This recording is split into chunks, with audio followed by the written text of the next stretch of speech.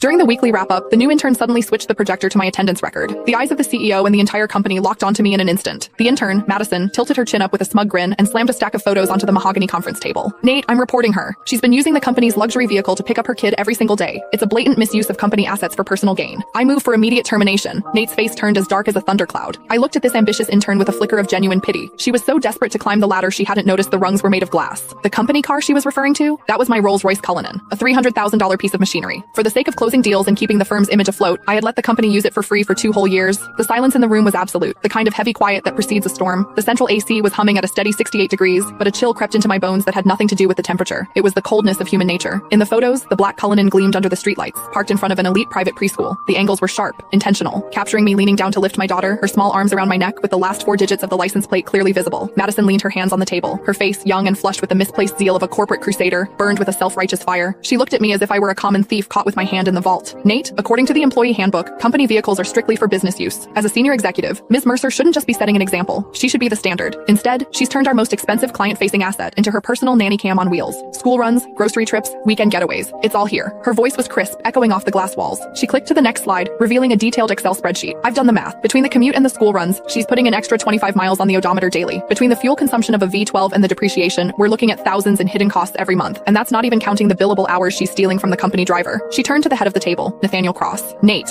was my college classmate. He was the founder of this firm. In the early days, when he couldn't even cover payroll, I was the one who dipped into my savings to keep the lights on. Later, when we needed to project an image of success to land the big fish, my 5-year-old BMW didn't cut it. Without a second thought, I brought in the Cullinan I'd bought myself as a 35th birthday present, a car I'd owned for less than a month. I told him back then, take it, use it. We need the clients to see we're already in their league. That temporary favor had lasted 2 years. I paid for the gas. I paid the insurance premiums. I covered the maintenance. Sometimes when the driver was overwhelmed, I even drove to JFK myself to pick up VIPs. Everyone in this building knew that car was mine, or at least they should have. But looking at Nate now, there was no defense in his eyes. His brow was furrowed, his fingers drumming rhythmically on the table, a nervous habit he had whenever he was weighing his own interests against someone else's. Diana, Nate finally spoke. His voice was low, coated in a professional coldness that felt like a slap. The evidence Madison provided, is it true? I stared at him, my heart skipping a beat. Is it true? 2 years ago, when he begged me for the car to save face, he said, Diana, I'm so sorry to ask this of you. As soon as we're in the black, I'll buy you a brand new one. 1 year ago, when the cash flow dried up, I used that car as collateral for a bridge loan so he could pay his staff. He told me then, Diana, this car is the company's lifeline. It's your badge of honor. And now, he was asking me if it was true. I scanned the room. George, the sales manager, had used that very car last week to pick up his mother-in-law from the hospital, bragging on Instagram about company perks. Now he kept his head down, intently studying his legal pad. Sarah from HR, who asked for the keys every other month for supplies but really just wanted to cruise with her boyfriend, was looking at me with a sneer as if I were a white-collar criminal. It turns out that in the face of profit, kindness isn't just cheap, it's invisible. What do you think, Nate? I asked. My voice was calmer than I expected. Nate avoided my gaze. The photos speak for themselves. Diana, you've been with us since the beginning, and we're friends.